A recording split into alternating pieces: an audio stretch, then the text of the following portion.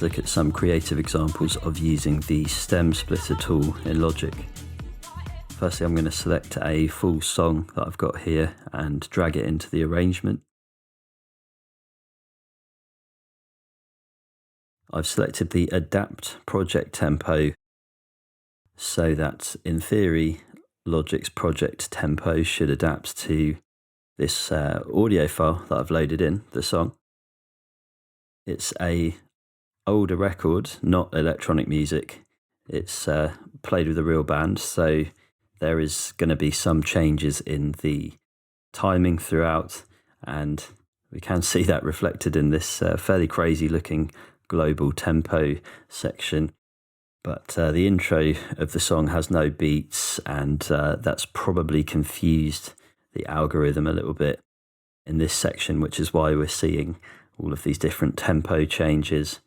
Let's just play from just before the main part of the song kicks in. What we want. So you'd better think. Think. There was a time when we had respect. That's the thing I never will forget. Now, baby, I got a life to live and a whole lot of love that I wanna give. I was just playing it with the metronome there just so we could hear that the main part of the song is in time with the metronome, and this can help us if we want to actually use some of the new parts that we're going to be creating through stem splitting and maybe change the tempo of them to adapt with another project tempo. So that's what we've got here in the global tempo settings. Just hiding that now, and we're going to focus on splitting now the whole song into stems. I'm going to chop away the intro here because it's not really needed. This is where the song kind of properly starts. And to do the stem splitting, we'll control click Processing, Stem Splitter. We can choose which parts of the song we want, which instruments, but I'm going to keep those all selected just so we get everything that we can from this process. And you can see how quick the algorithm is to split everything up. Let's have a listen to the results here.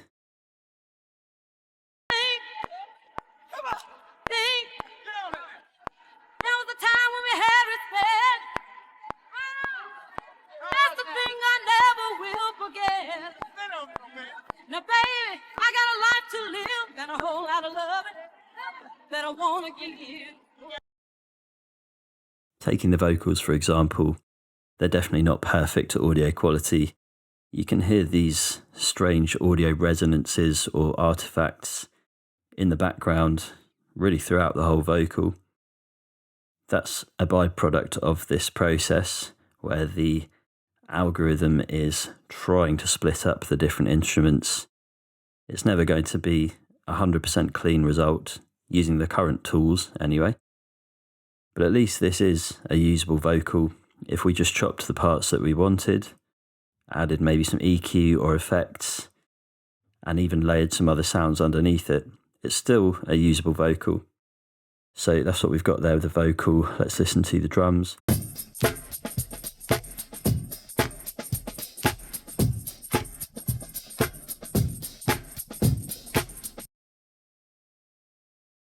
These are perhaps not as usable in my opinion. We can hear a pretty obvious phasing effect on the drums.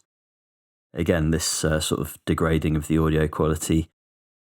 There might be some one-shots which we could cut, but I think probably the drums for me in this case wouldn't be super usable, certainly not to be able to use the entire length of this audio stem. But there is some potential here to cut some parts maybe that we want. Bass.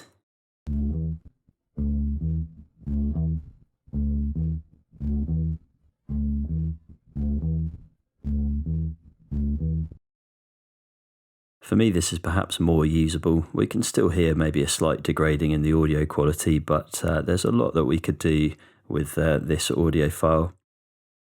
And then we've got the other stem, which is really going to be everything that's not bass, drums, and vocals.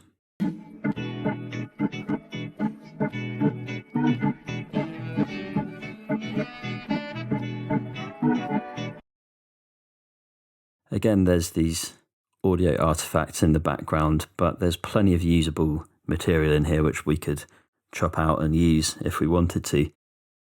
So that's an example of the stem splitter on the entire song. Let's focus now on just an example to put it into context of using some of the parts. I'll delete the drums and the bass instruments there, as I'm just going to focus on using the vocal and the other stem. I'm also just going to select keep project tempo, as I don't want the project tempo to change anymore. And there's really just a particular small part that I'm going to focus around using. I got a life to live, and I hope before I give it up, I gotta think. Wanna give you a whole lot of love. Baby, I got a life to live, that's the thing I never will forget. Future holds for me, it's too far ahead to see. Come on. This is the short section which I'd like to work with, so I'm going to chop out essentially everything else. And we could see that the project tempo was kind of fluctuating around. I'm going to turn on flex time here, and we're going to go for 111 BPM. You can see this will confuse the global tempo setting here, but I'm going to just select all of these, delete them, and just make sure that we're only at 111. And let's have a listen now to how the vocal and the other parts are playing at this fixed tempo. Future holds for me, it's too far ahead to see. Come on. Future holds for me, it's too far ahead to see. Come on. Future holds for me, it's too far ahead to see. Come on. Future holds for me, it's too far ahead to see. Come on. It seems like it should work, really, so let's hide the global tempo. And because flex time has been applied to these audio files, now we can speed them up however we like. I'm going to go for 128 BPM, and I've got some hidden audio and MIDI parts towards the beginning of the timeline, which we'll just unhide now, and we can start to process these in a moment and turn it into a different version. I'm just deleting some of the audio files that I don't need here, and also flattening the track stack which was created initially with the stem splitter. So I've got some parts here. Future holds for me, it's too far ahead to see. Come on. Future holds for me, it's too far ahead to see. Come on. Future holds for me, it's too far ahead to see.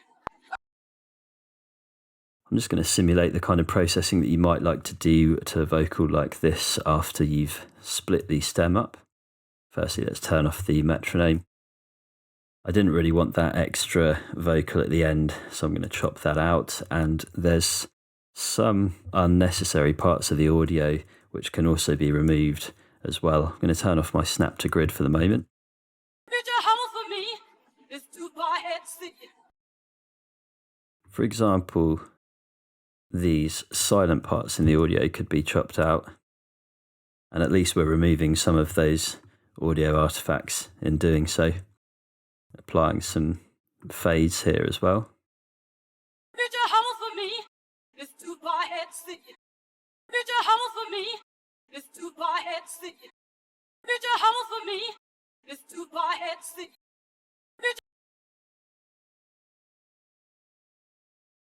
And let's apply a bit of EQ just to remove the super high frequencies.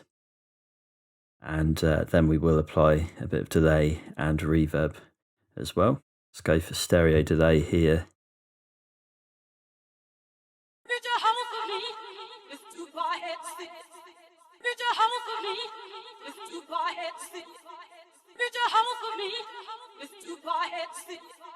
Build your house for me with 2 bar-head sticks.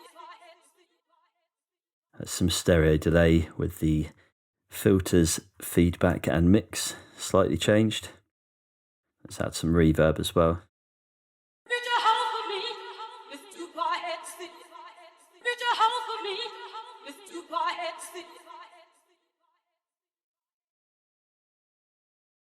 Build your house for me with 2 bar-head sticks.